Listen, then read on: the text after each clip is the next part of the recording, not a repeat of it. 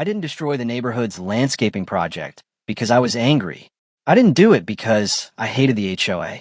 And I definitely didn't do it because I wanted revenge.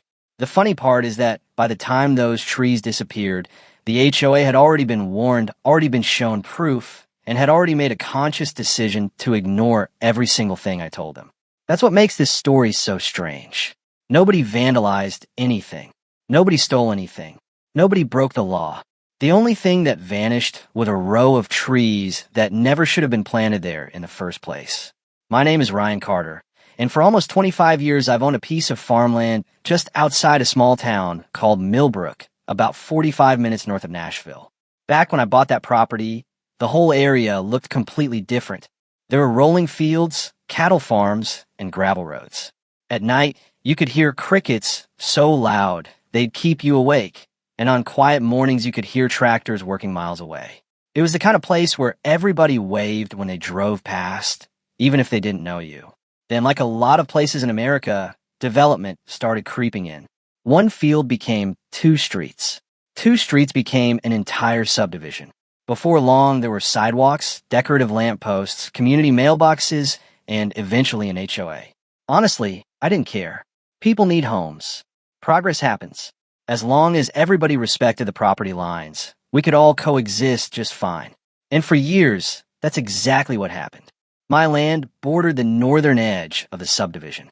Between my pasture and the neighborhood sat a clearly surveyed boundary that had been documented long before the developers ever arrived. Steel survey markers were embedded in the ground. County records matched the measurements. The fence line had remained unchanged for decades. There was nothing confusing about where my property ended and theirs began. At least, that's what I believed. One spring morning, after several days of heavy rain, I drove my utility vehicle out to inspect some fence posts near the northern pasture. About halfway down the property, something caught my attention. At first, I thought somebody had left equipment near the fence. Then I got closer. What I saw made me stop completely. There was a perfectly straight row of young maple trees planted across the field. Not 1 tree, not 2, at least 20 of them. Every tree had support stakes. Every tree had fresh mulch around the base. Someone had even installed watering bags around the trunks. Whoever did it had spent serious time and money. I just sat there staring at them.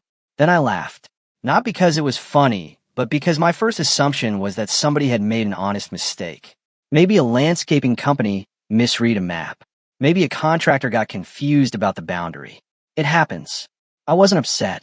I figured somebody would notice eventually and move them. A few days later, though, I learned exactly where those trees came from. Every month, the HOA mailed newsletters throughout the subdivision. Sometimes they even ended up in my mailbox. Most of the time, I tossed them straight into the trash without opening them. But one afternoon, while sorting through mail on my kitchen table, a headline caught my eye. Community Beautification Project Successfully Completed. Well, that sounded familiar. I opened the newsletter and started reading. According to the article, HOA volunteers had spent the weekend planting a row of maple trees along a walking trail near the northern boundary of the neighborhood. The board described it as an investment in community beauty, future shade, and rising property values. There were smiling photos of residents holding shovels, kids posing beside saplings, board members standing proudly in front of freshly planted trees. Then I saw something that made my stomach drop. In one of the photographs, sitting directly behind the volunteers, was my fence. Not a similar fence. My fence. I knew every post on that fence line because I'd repaired most of them myself over the years. That's when the laughter stopped. That evening, I dug out my survey documents and spread them across the kitchen table. The next morning, I walked the property line again, carrying copies of the maps. I checked every marker, every measurement, every reference point. The results couldn't have been clearer. Every single tree sat several feet inside my property. Not on the line, not near the line. Inside it, there was no easement, no access agreement, no legal permission, nothing, just private land. Standing there looking at those trees, I remember feeling less angry than confused. Nobody had called me. Nobody had knocked on my door. Nobody had sent a letter asking permission. Somehow an entire organization had decided to plant thousands of dollars worth of landscaping on land they didn't own and apparently expected nobody to question it. Still, I wasn't looking for a fight. In fact, I thought the whole thing could probably be solved with one polite conversation. So that night, I sat down on my computer and wrote an email to the HOA president, a woman named Linda Prescott. I attached copies of the survey records. I included photographs of the property markers. I highlighted the boundary line and explained everything as clearly and respectfully as possible. The trees had been planted on private property. The mistake was understandable. They should relocate them before the roots became established. I even offered to give them plenty of time to handle it. Then I hit send and leaned back in my chair feeling pretty confident the issue would be resolved within a week. What I didn't realize was that Linda's response would turn a simple landscaping mistake into one of the most unbelievable property disputes I've ever experienced. About 6 days later, Linda replied. I remember opening the email while sitting in my truck outside a feed supply store. At first glance, everything seemed perfectly professional. She thanked me for reaching out. She thanked me for providing documentation. She thanked me for being such a supportive neighbor to the community. Then I reached the second paragraph, and suddenly the entire tone changed. According to Linda, the board had reviewed my concerns and determined that the trees represented a significant benefit to the neighborhood while creating little to no burden on my property. Therefore, they believed the most reasonable solution was to simply leave the trees where they were. I actually read that sentence 3 times. Then I sat there staring through my windshield, wondering if I had somehow misunderstood what I was reading. But no, that was exactly what she said. There was no apology. No acknowledgement that they had planted trees on land they didn't own. No offer to relocate them. Their position was basically this. Yes, we know the trees are on your property, but we like them, so we're keeping them there. I couldn't help laughing. It was the kind of laugh that comes out when something is so ridiculous your brain doesn't immediately know how to process it. Imagine parking your boat in somebody else's driveway and then explaining that it should stay because the neighbors enjoy looking at it. That's essentially what they were arguing. For about an hour, I considered writing back. I thought about explaining liability issues. I thought about discussing property rights. I thought about pointing out that if one of those trees eventually damaged equipment or interfered with drainage, I'd be the one dealing with the consequences. Then I realized something important. They already knew all of that. I'd given them the survey. I'd shown them the markers. I provided proof. This wasn't confusion anymore. It was entitlement. So I closed the email and moved on with my day. Summer rolled in and life got busy. Hay season arrived. Equipment needed repairs. Fences needed maintenance. Every now and then I'd drive past the tree line and notice the maples getting taller. The HOA, meanwhile, seemed incredibly proud of themselves. Pictures started showing up on neighborhood social media pages. Residents posted updates about how beautiful the project looked. One woman wrote that the trees would provide shade for generations of families. Another called it one of the most successful community improvements in years. The funny thing was that almost nobody knew the trees weren't actually on HOA property. They all assumed the board had done its homework. Why wouldn't they? Most people trust that organizations handling community projects know what they're doing. Around late July, I ran into a man named Walter Simmons at a diner just outside town. Walter had lived inside the subdivision since it was built. He was retired, blunt, and probably knew more neighborhood gossip than anybody else in Millbrook. We were halfway through breakfast when he mentioned the tree project. Those maples are looking pretty good, he said. The board won't stop talking about them. I took a sip of coffee. They should enjoy them while they can. Walter lowered his fork. What does that mean? So I told him everything. The surveys, the email, Linda's response. By the time I finished, Walter was laughing so hard he nearly spilled his coffee. Wait, he said, wiping tears from his eyes. They admitted the trees are on your land and still told you they're staying? Pretty much. He shook his head slowly. Ryan, that's not confidence. That's stupidity. Then he leaned back in the booth and gave me a look I'll never forget. This isn't over. At the time, I wasn't planning anything. Honestly, I still wasn't. That's the part people misunderstand when they hear this story. They imagine I immediately started plotting revenge. The truth is much less dramatic. The northern pasture was already scheduled for maintenance. Every few years, I rotated how different sections of the property were used. Sometimes for hay production, sometimes for equipment access, sometimes for clearing brush and volunteer growth near the fence line. In fact, Months before the trees were planted, I'd already noted that particular area for cleanup work. The maples simply happened to be standing right in the middle of it. That's where the HOA made their biggest mistake. They looked at open land and assumed it wasn't being used. A lot of people think that way. If a field appears empty, they assume it's available. If property isn't actively developed, they imagine nobody needs it. But ownership doesn't disappear just because someone else sees opportunity. Around early September, I started reviewing the maintenance schedule more seriously. Several clusters of brush had spread farther than I liked. Small volunteer trees were popping up along the fence line. Drainage channels needed attention before winter. The more I looked at the area, the more obvious the timing became. The work needed to happen. So I called a forestry contractor I'd worked with before. His name was Mike Reynolds. Mike handled agricultural clearing projects all over the county. We'd done business together for years. One cool morning, he met me at the property to walk the site. Fog still hung over the pasture when his truck pulled up. We spent about 40 minutes reviewing the boundaries and discussing the work. Eventually, we reached the row of maples. Mike stopped walking. He looked at the trees. Then he looked at me. "These two," he asked. "Everything inside the property line," I said. He stared at the subdivision beyond the fence. "I'm guessing there's a story attached to this." I laughed. "You could say that." As we continued walking, I told him the whole thing. When I finished, Mike let out a long whistle. "Well," he said, "I've seen people do some dumb things around property lines, but that's impressive." Then he shrugged. "At the end of the day, land is land. If it's yours, it's yours." That simple statement stuck with me, because underneath all the drama, that's really what this came down to. Not trees, not landscaping, not neighborhood pride, ownership, boundaries, respect. A few weeks later, the permits were finalized, the equipment was scheduled, and the maintenance date was locked in. Meanwhile, the HOA kept celebrating. Another newsletter arrived praising the beautification project. The maples appeared on the front page again. This time, the article talked about how future generations would enjoy the shade provided by the growing canopy. I remember reading that sentence while sitting on my porch one evening and nearly choking on my iced tea. Future generations? At the rate things were going, those trees weren't going to make it to Thanksgiving. What I didn't know was that the morning everything finally happened would become one of the most talked about days the neighborhood had ever seen.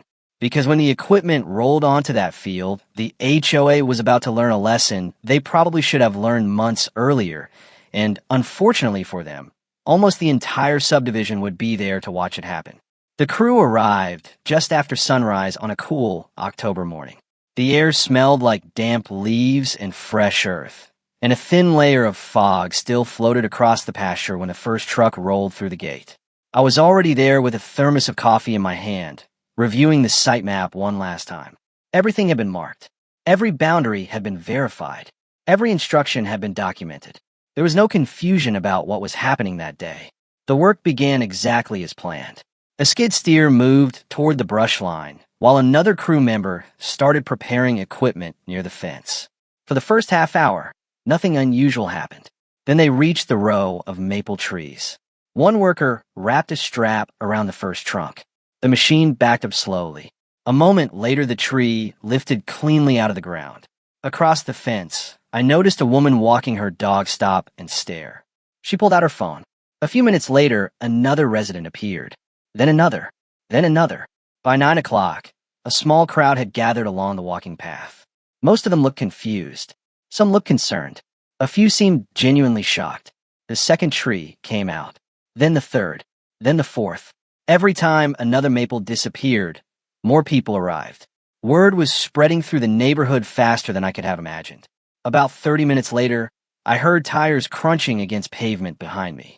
A white SUV came flying down one of the subdivision streets and stopped so abruptly I thought it might jump the curb. The driver's door flew open. Out stepped Linda Prescott. Even from 50 yards away, I could tell she was furious. Two board members hurried after her as she marched toward the fence line. "Ryan," she yelled before she even reached the gate. "What on earth is going on?" I set down my coffee. "Morning, Linda." "Don't morning Linda me. What are they doing?" I glanced toward the crew. "Property maintenance." Her face tightened instantly. "Those trees are community property." I shook my head. "Actually, they're not." She pointed dramatically toward the workers. The HOA paid for those trees. The HOA planted them on land they didn't own. Silence. Not complete silence. The machinery was still running. The chipper was still grinding brush. But between Linda and me, there was a moment of silence, so heavy it almost felt physical. She knew I was right. We both knew it. Months earlier, I'd sent the surveys. Months earlier, I'd sent photographs. Months earlier, I'd given them every opportunity to fix the problem. One of the board members finally stepped forward. He looked uncomfortable, like a man who suddenly wished he were somewhere else. Maybe we could discuss this before removing the rest of them. I looked over his shoulder. More than half the row was already gone. We did discuss it, I said calmly. Back in May. A few people standing along the path exchanged glances. Others started whispering. You could almost see the realization spreading through the crowd. This wasn't some random act of destruction. This wasn't a property owner throwing a tantrum. There was history here. Documentation. Warnings. Decisions. Consequences. Linda looked around and seemed to notice the audience for the first time. That's when her confidence started to crack. Up until that moment, she'd been speaking like someone in charge. Now, she looked like someone trying to explain why a predictable disaster had somehow surprised her. You're seriously going to remove all of them? She asked. I shrugged. You mean my trees? Somewhere behind her, somebody laughed. It wasn't loud. Just one quick burst before they tried to cover it with a cough. But everyone heard it. Linda heard it too. Her expression darkened immediately. For a moment, I almost felt sorry for her. Almost. Then I remembered the email. I remembered the surveys. I remembered the way the board had essentially told me that ownership no longer mattered because they liked their project. Sympathy faded pretty quickly after that. Linda tried one final approach. Her voice softened. Ryan, these trees were planted to benefit everyone. I nodded. I know. Then why do this? That question stuck with me for a second. Because the truth was bigger than the trees. Bigger than the HOA. Bigger than landscaping. Because benefiting everyone doesn't give anyone permission to take something that isn't theirs. She opened her mouth, then stopped. There wasn't an argument left. The facts had already won months ago. The only thing happening now was reality catching up. By noon, the last tree was gone. The crew finished clearing brush, leveled disturbed soil, and loaded the final equipment onto their trailers. When they were done, the entire area looked exactly the way it had looked before the HOA ever touched it. Just open pasture stretching beside the fence line. Nothing more, nothing less. One by one, the residents drifted away. Some shook their heads. Some looked annoyed. A surprising number looked amused. Linda and the other board members left without another word. I watched the SUV disappear around the corner and expected to feel triumphant. Instead, what I felt was relief. Pure relief. Because the fight was finally over. A week later, the HOA released another newsletter. The difference in tone was almost comical. Gone were the smiling photographs. Gone were the headlines celebrating community success. Instead, there was a short paragraph explaining that certain landscaping features near the northern boundary had been unexpectedly removed during private maintenance activities. Unexpectedly removed. I laughed so hard when I read that sentence, I nearly spilled my coffee. Unexpected. As though they hadn't received months of notice. As though survey records hadn't existed. As though reality had suddenly appeared out of nowhere and blindsided everyone. The most interesting part came afterward. No eternis contactidme. No legal threats arrived. No demand letters appeared in my mailbox. Nothing. Because any lawyer who reviewed the facts would have reached the same conclusion in about 30 seconds. The trees had been planted on private property. End of discussion. Over the following months, I spoke with quite a few residents. Some believed I should have left the trees alone. Others thought the HOA got exactly what it deserved. A surprising number blamed the board entirely. One homeowner said something that still sticks with me today. He looked at the empty stretch of grass and said, "You know, if they'd just asked permission in the beginning, none of this would have happened." And he was right. That's the part people miss. I wasn't anti-tree. I wasn't anti-neighborhood. I wasn't looking for a fight. If someone had knocked on my door that first day and said, "Hey Ryan, we'd love to discuss planting some trees near the trail," we probably could have worked something out. Maybe a written agreement. Maybe a different location. Maybe a compromise that benefited everybody. But that conversation never happened. Instead, A group of people convinced themselves that good intentions were enough to override somebody else's rights. That's a dangerous idea, whether you're talking about trees, fences, driveways, or anything else that belongs to another person. Even now, years later, the walking path still runs along the edge of my property. Kids still ride their bikes there. People still walk their dogs in the evenings. The only difference is that the row of maples is gone, replaced by the same open grass that existed before. And every time I drive past that stretch of land, I'm reminded of how easily the entire conflict could have been avoided with one simple thing: respect. Respect for boundaries. Respect for ownership. Respect for the idea that doing something nice doesn't automatically make it right. Sometimes the strongest response isn't anger. It isn't lawsuits. It isn't revenge. Sometimes it's simply allowing people to experience the consequences of decisions they knowingly made. So now I'm curious what you think. If you had been standing in my boots, would you have left the trees there for the benefit of the community, or would you have removed them after being ignored for months? And if you were sitting on that HOA board, what would you have done the moment you discovered the trees were planted on private property? Let me know down in the comments. I read every one of them, and trust me, debates like this always bring out some strong opinions. If you enjoyed the story, don't forget to like the video, subscribe to the channel, and share it with someone who's ever dealt with an HOA, a difficult neighbor, or a property line dispute. Chances are they've got a story of their own.